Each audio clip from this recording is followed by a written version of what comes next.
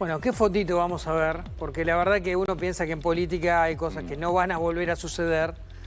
No va a ser ni el primero ni el último, pero el acercamiento de Juan Manuel Urtubey con Cristina Kirchner, visitándola en la casa, ya es como demasiado, ¿no? Después de haber estado tanto tiempo distanciados y después de que Urtubey haya sido tan crítico de Cristina, te diría en la última década casi siempre. Bueno, de hecho estaba con Lavagna, ¿no? No había hecho el frente con Lavagna, no sé si Randazzo estaba allí, Schiaretti. Pero además fue muy crítico. De todas maneras, más allá de esta foto, ya se había acercado en la elección, fue con ella. De hecho, fue con el kirchnerismo. Sí, ya venía acercado o cerca del kirchnerismo. Va a ser candidato de Fuerza Patria en Salta. En parte, alguna vez lo hemos hablado, hasta me parece un sinceramiento, digo, está bien, ponele que es respetable el tema de que volvés a Fuerza Patria o volvés a ser parte del peronismo. Ahora, con Cristina puntualmente había sido extremadamente crítico Urtubey, especialmente después de lo que fue el segundo mandato de Cristina, desde 2015 a 2019, cuando Urtubey termina su último periodo en 2019 en Salta y se perfila como un dirigente nacional. Voy a buscar algunas frases. Habría que buscarlo. Digo, cuando se perfila como un dirigente nacional, claramente marcaba muchas diferencias y él se incluía siempre dentro del peronismo antikirchnerista directamente. Entonces, sorprende esta foto, ya había visitado o la había visitado, dicen, en las últimas semanas a Cristina antes de anunciar su candidatura, pero la verdad que esta foto parece demasiado. Ladrona y corrupta, entre otras cosas. Entre otras cosas. No, olvídate. Ahí tenés un archivo, pero larguísimo, La capacidad que tienen los políticos para olvidarse. Claro. Sí, pero a ver, yo esto es lo que no entiendo. Otra cosa es ir y volver después. Urtubey, a mí siempre me pareció un tipo medianamente lógico. Después, no sé, la verdad que en Salta, como en todas las provincias, hay quien quiere al gobernador, quien no lo quiere. Pero siempre me pareció un tipo medianamente lógico. Hemos tenido más de una charla con él, se puede... Es una persona razonable. Ahora, vos estás yendo a sacarte una foto con una delincuente. No lo digo yo, lo dice la justicia. Una delincuente. Condenada a 6 años solamente por una causa. Después tiene varias causas más. Una de las más grosas va a empezar ahora, que es la de los cuadernos. Donde ahí van a caer también empresarios, que entre paréntesis habló Centeno. Sí, habló Centeno. Sí. Entonces, digo, por una cuestión obvia, no tenés que... Digo, si vos querés volver a un espacio político que está liderado por una delincuente, ¿no te da un poco de cosa? Digo, ¿con qué principio vas a empezar una campaña? Porque no es que... A ver, Cristina Fernández no está perseguida.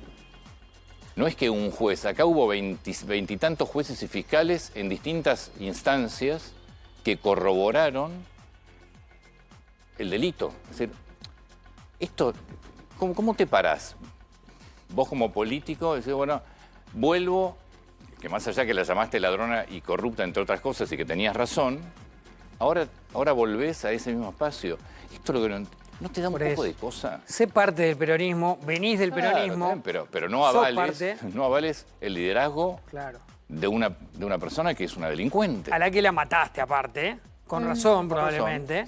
Pero la verdad que la mataste fue muy crítico Urtubey, ¿eh? Insisto, no es el único caso, pero le pegó fuerte en el último tiempo y ahora parece candidateado en Salta con este agregado, muy cercano a Cristina y a Máximo especialmente. No es que viene tal vez apadrinado por un sector del peronismo que... porque dentro del peronismo conviven muchos sectores.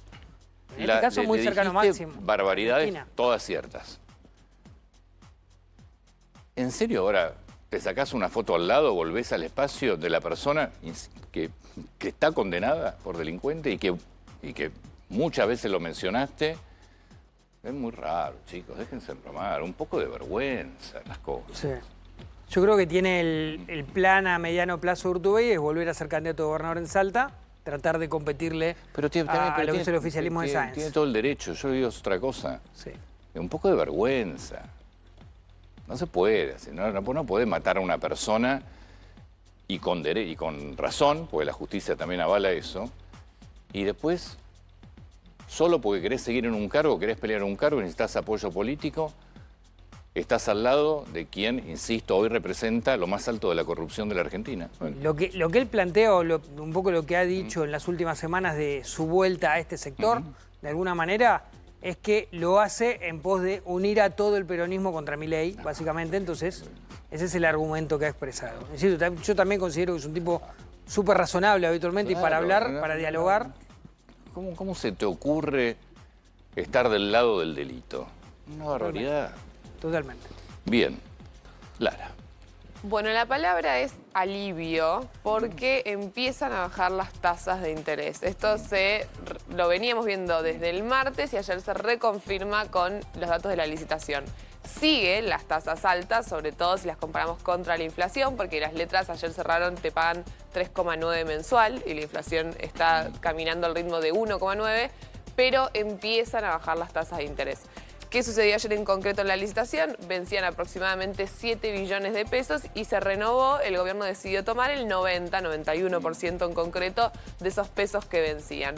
Y logró que baje la tasa de interés. Aproximadamente es 1000 puntos básicos, aproximadamente un 45, un 35%. Y las tasas de las letras que les comentaba, tenemos por ahí el tuit de Kirno, que siempre después de una licitación él publica, bueno, exactamente cuántos pesos entraron a cada instrumento y con qué tasa cerraron. Pero eran instrumentos, las letras que te estaban pagando 4,8 mensual y ayer cerraron en 3,9. Entonces el resultado es ese, sigue la tasa por encima de la inflación, pero es una baja importante.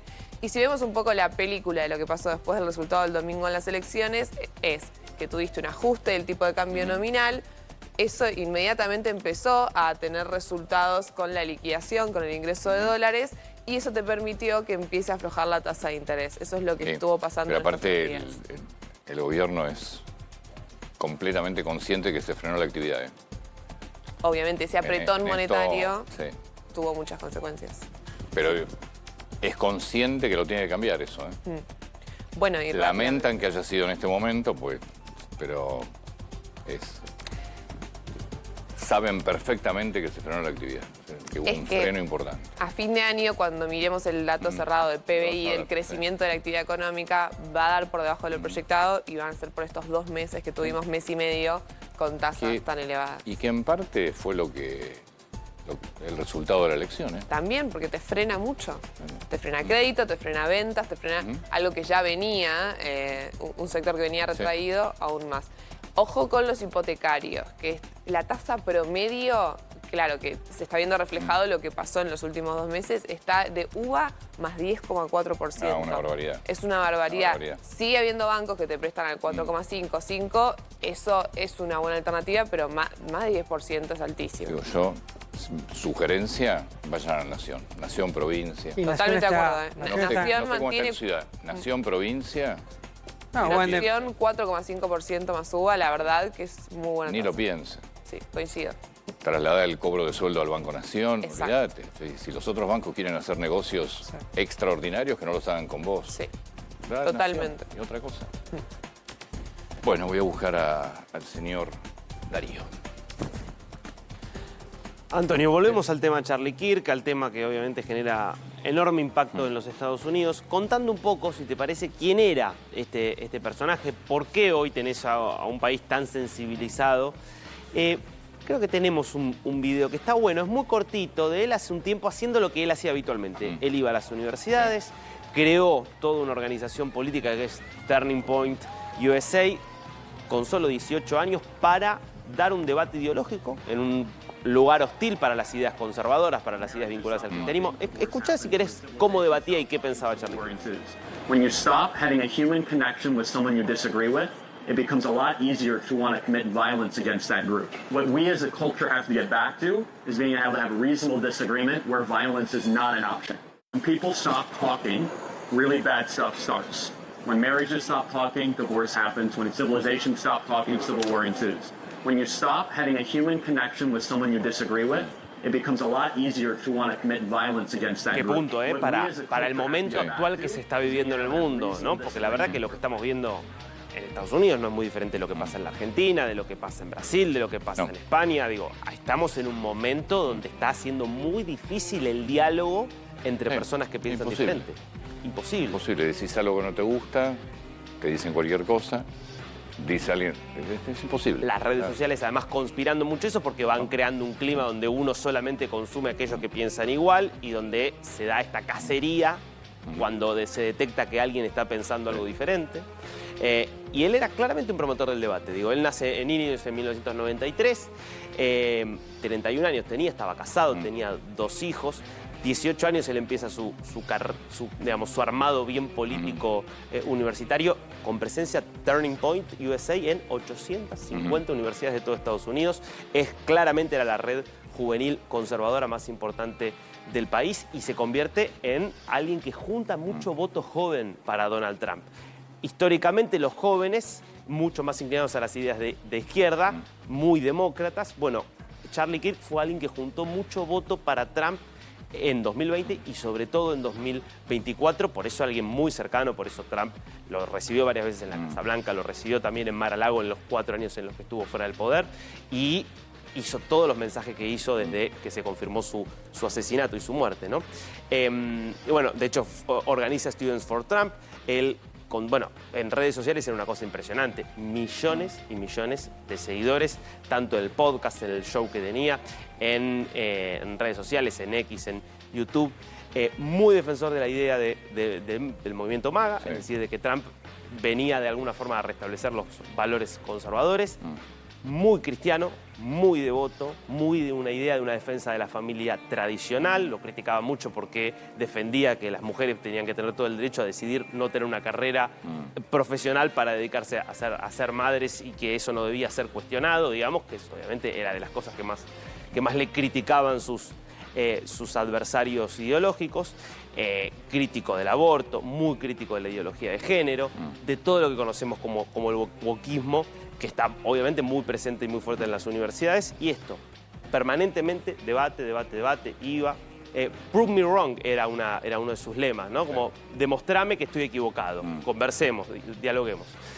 Por eso es muy difícil no pensar que esto marca un golpe de alguna forma para un debate que ya está totalmente quebrado en Estados Unidos, donde vos tenés extremos que consideran al otro como una aberración y como alguien que no tiene casi que derecho a existir solamente por sus ideas. Me parece que estamos ante una ola de violencia complicada.